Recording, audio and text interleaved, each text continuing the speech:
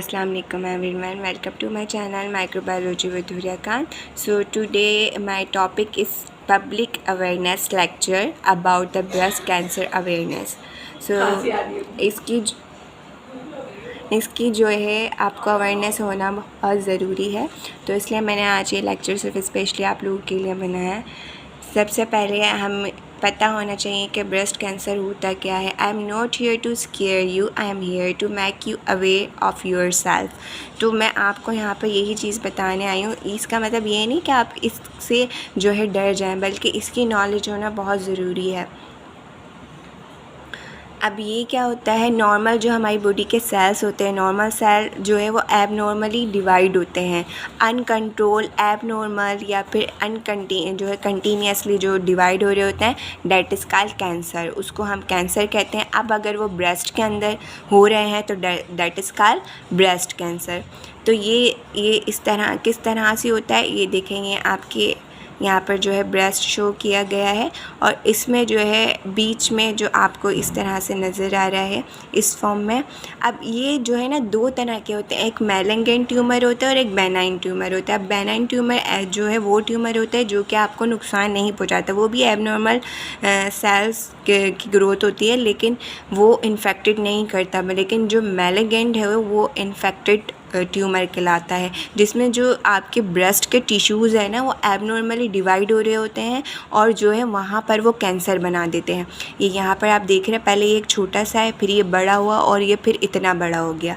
तो ये क्या होती है, एक तरह के लिम्फ टाइम सिस्ट टाइम जो है पहले एक आपकी इसमें होता है ब्रेस्ट में, और फिर वो टाइम टू टाइम उसका साइज़ बढ़ता जाता है। ठीक है, तो इधर थोड़ा सा मैं इसको स्क्रीन को भी बड़ी करूँगी। ठीक है, तो second most common cancer in Indian female, second leading cause of cancer death in women.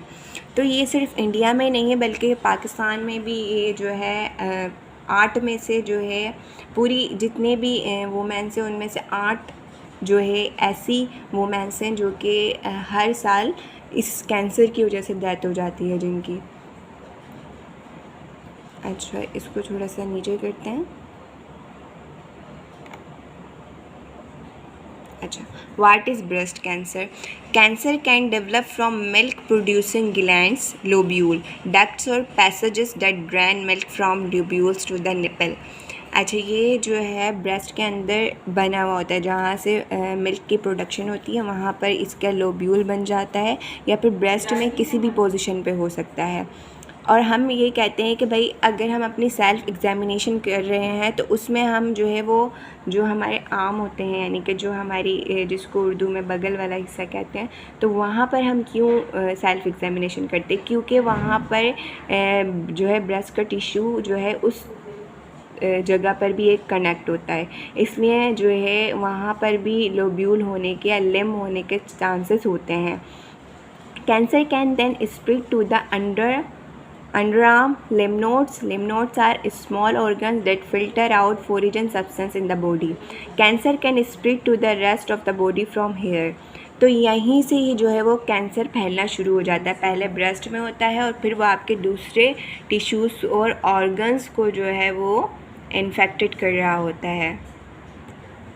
इसके बाद क्या है, हु इज़ अफेक्टेड, इससे कौन अफेक्ट होता है? 1 in 10 women will be diagnose with breast cancer in their lifetime. 1 में से 10 ऐसी खवातीन हैं जिनको डायग्नोज किया गया ब्रेस्ट कैंसर के साथ। पूरी लाइफ टाइम में जो है ऐसा होता है कि 1 में से 10 खवातीन को ये इस जो है होता है।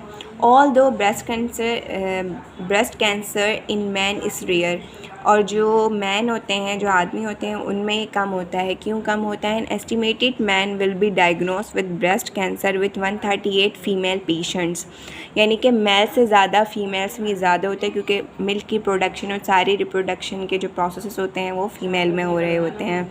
रिस्क ऑफ डेवलपमेंट कैंसर, इनकी क्या क्या जो है होते हैं, रिस्क फैक्टर होते हैं। अनकंट्रोलेबल, पॉजिटिव फैमिली हिस्ट्री या फिर उनकी फैमिली में किसी को रहा हो, 1 or more blood relative with breast और ओवरियन कैंसर, या जिनको जो है ओवरी कैंसर हो या फिर जो है ब्रेस्ट कैंसर हो, तो उनको भी ये चांसेस होते हैं कि ऐसा होता है जिसकी कोई मतलब ये ऊपर हेडिंग हमें ये शो करवा रही है कि अनकंट्रोलेबल, जिसमें कंट्रोल नहीं हो सकता।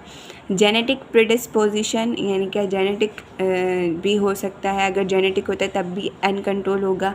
Previous history of radiation to chest wall, अगर आपने बहुत ज़्यादा रेडिएशन का एक्सपोजर किया है ब्रेस्ट पे तब भी हो सकता है। या अर्ली मैरिज लेट मोनोपोज, या लेट मोनोपोज मतलब अर्ली मैरिज मतलब होता है कि कुछ गर्ल्स होती हैं जो 12 से पहले ही जिनको जो है मेंस्ट्रुअल साइकिल उनकी स्टार्ट हो जाती है, तो उनको भी अगर हो जाए ये तो वो अनकंट्रोलेबल होता है। और जिनको लेट बंद होती हैं मोनोपोज, जिनको लेट होता है उनको भी अगर हो जाए तो अनकंट्रोलेबल होता है। इसके बाद कंट्रोलेबल कौन कौन सा होता है जिसमें कंट्रोल हो सकता है? ओबेसिटी, जिनको मोटापा हो, ठीक है। Older age at first life birth, never having children, alcohol, इनमें कंट्रोल हो सकता है। अब इसमें हमने क्या करना है, हमने स्क्रीनिंग करवानी है। स्क्रीनिंग क्या होती है? प्रॉपर टेस्टिंग होती है। Many young girls are unaware of the possibility of developing breast cancer as a young adult, तो बहुत सी ऐसी बच्चियां होती हैं जिनको इस चीज़ की अवेयरनेस नहीं होती, तो उनको अवेयरनेस होना लाजमी है। अब स्क्रीनिंग आपको क्या करनी है, उसमें कौन कौन से स्टेप्स हैं? ब्रेस्ट सेल्फ एग्जामिनेशन करना है, वो आपको मंथली करना होता है आफ्टर मेंस्ट्रुअल साइकिल। उसके बाद आपको जो है ब्रेस्ट सेल्फ एग्जामिनेशन करना है।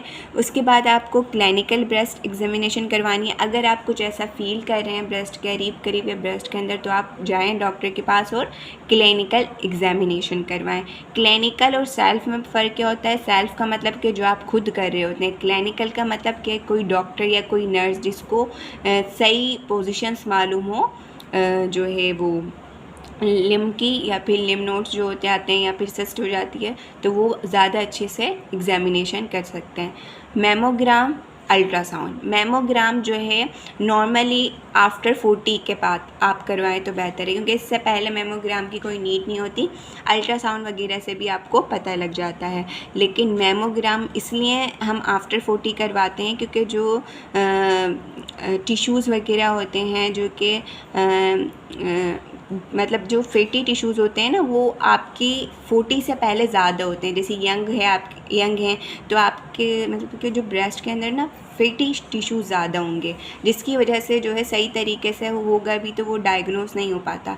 तो मेमोग्राम का एक लास्ट वो होता है टेस्ट जो कि आफ्टर 40 में किया जाता है, जब आपके जो है ब्रेस्ट में इतने सारा फैट्स वगैरह नहीं होता, जिससे वो आपका जो है मेमोग्राम करवाते हैं तो वैसे ही आपको वो डायग्नोस हो जाता है अगर होता है तो कैंसर। अल्ट्रासाउंड जो है बिफोर 40 एज आप करवा सकते हैं, किसी भी एज में करवाएं, ठीक है। इसके बाद अब सेल्फ एग्जामिनेशन किस तरह से करनी है? Even with the lower rates of breast cancer always stay aware of your body. A breast self examination is a checkup a women does at home, वो आप अपने घर में भी कर सकते हैं, ठीक है। अच्छा, the best time to do a self breast examination is about 3-5 days after your period start, ठीक है। जब आप पीरियड से जाओ उससे जो है पहले, ठीक है, यानी कि 3 to 5 days बाद आपको सेल्फ एग्जामिनेशन करनी है। Your breast are not as tender और lumpy at this time in your monthly cycle, ठीक है। जो ब्रेस्ट होते हैं वो लिमी नहीं होते हैं, यानी कि अगर नॉर्मल जो आम लिम्स नोट होते हैं ना, वो उस वक्त नहीं होता है जिस वक्त मैं आपको बता रही हूँ 3 से 5 दिन बाद पीरियड से, ठीक है। उसमें आप इजीली जो है वो पता लग जाती है कि अगर वो कैंसर की होती है तो। If you have gone through menopause do your exam on the same day every month, ठीक है। अगर आपको मोनोपोज हो गया है तो आप उसी डे पे, जैसे आपको मेंस्ट्रुअल साइकिल होती थी, उसी के 3 से 5 दिन बाद आपको सेल्फ एग्जामिनेशन करनी है। What to look for?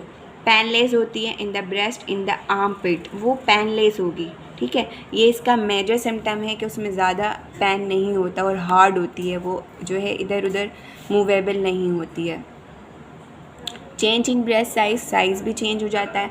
अब जिनका अब साइज़ चेंज हो गया, आप सब समझेंगे, मतलब लोग मोस्टली समझेंगे कि भैया मुझे ये हो गया है। ऐसा नहीं होता, कुछ लोगों में ऐसा होता है कि उनके साइज़ जो है वो बाय बर्थ ही एक जो है स्मॉल और एक बड़े होते हैं, लेकिन जो है जिनके पता है कि भाई नहीं है हमारे, तो उनमें अगर चेंजेस आ रही है तो फिर उनको स्क्रीनिंग करवानी चाहिए। अच्छा, उसके बाद वाट टू लुक फॉर, इसमें देखें इस तरह का निपल रिट्रैक्शन और डिस्चार्ज, इस तरह से जो है डिस्चार्ज होगा, इस साइड से इस तरह का डिस्चार्ज होगा, ब्लडी डिस्चार्ज, ठीक है। देखें इस तरह से साइज़ भी चेंज होगा, स्किन का जो टेक्सचर है वो भी चेंज हो जाएगा, स्किन भी जो है आपको ऑरेंज सी पेल टाइप ऐसे नज़र आएगी, ठीक है। अच्छा, एक और चीज़ यहाँ पर थोड़ी मिस हो रही है, वो मैं आपको यहाँ से शो करती हूँ, ठीक है। Breast pain may also be a symptom as well, ठीक है, ये भी हो सकता है। अब सेल्फ एग्जामिनेशन आपको कैसे करनी है, इस तरह करनी है।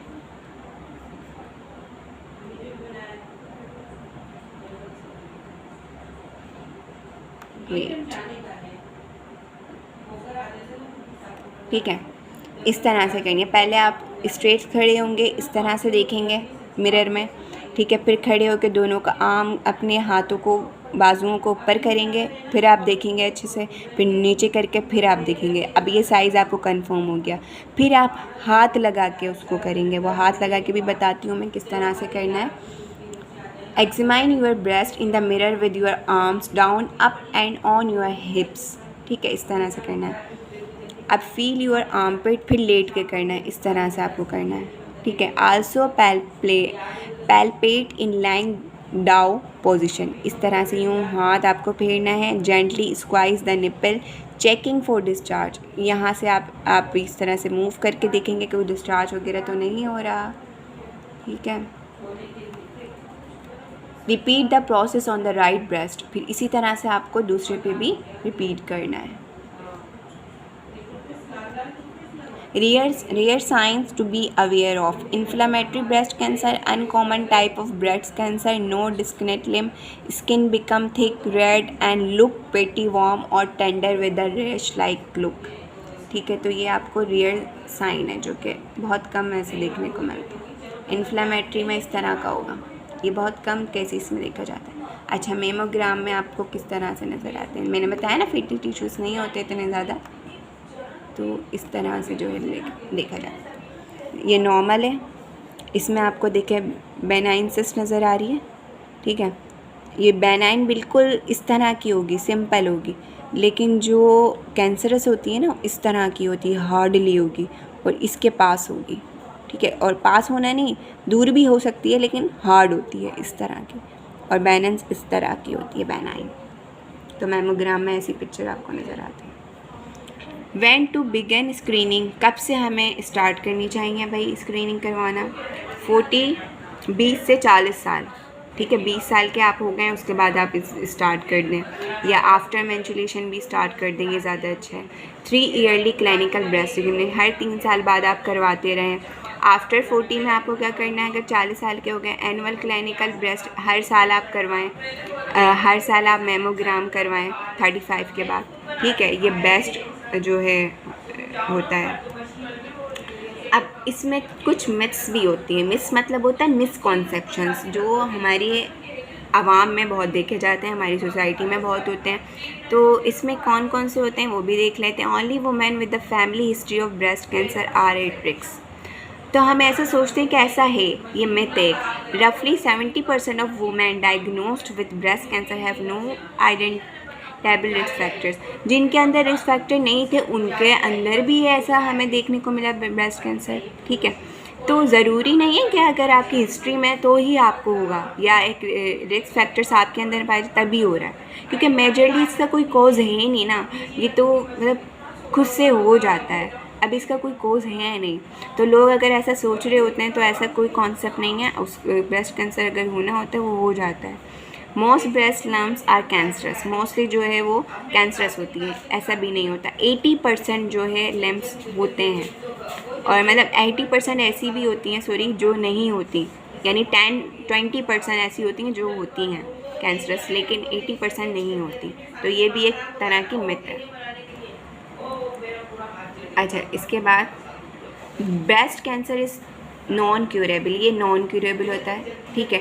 90% of early stage breast cancer are curable, often with breast conserving treatments. तो हम सोचते हैं कि भाई ये क्यूरेबल नहीं है, इसका तो कोई इलाज ही नहीं है। ऐसा नहीं, 90% कह रहे हैं। इसका मतलब कि 90% अगर अर्ली स्टेज में डायग्नोस हुआ है तो वो क्यूरेबल हो सकता है, ठीक है।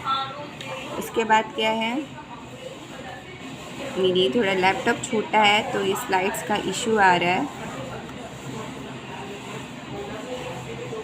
Having a risk factor or even several mean you will definitely get the disease. It just increase your chances, ठीक है। मतलब अगर रिस्क फैक्टर्स हैं कुछ टाइम में जो है, तो ये सिर्फ एक क्या है, एक इंक्रीज होने के चांसेस हैं। Your father family history of breast cancer doesn't affect your risk as much as your mother. No, your father family history of breast cancer is just as important as your mother's in understanding your risks, ठीक है। Wearing antiperspirant increases your risk of getting breast cancer, no, ठीक है, ऐसा भी नहीं होता। Caffeine causes breast cancer, no, ऐसा कोई भी नहीं है कि आप अगर ड्रिंक में कैफीन पी रहे हैं या कॉफ़ी में पी रहे हैं तो ऐसा भी कोई नहीं है। Annual mammograms expose you to so much radiation that they increase your risk of cancer. While it's true that radiation is used in mammography, the amount is so small that any associated risks are teeny when compared to the huge preventive benefits repeated from the test. Okay, तो ऐसा भी नहीं होता।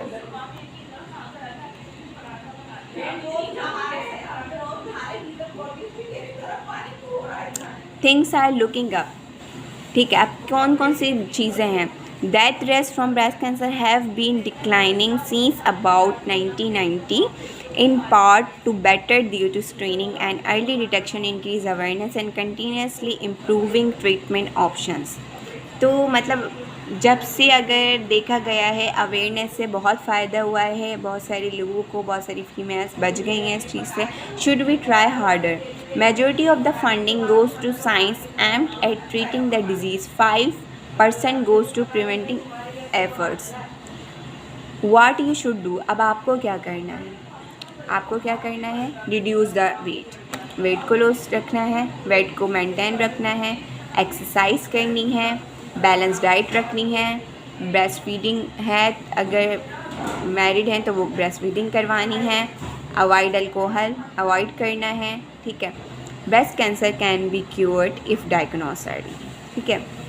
तो अब आपको आगे क्या करना है, आगे आपका जो फ़र्ज़ बनता है इस वीडियो को देख के, spread the message to your near and dear ones. Okay, so thank you so much.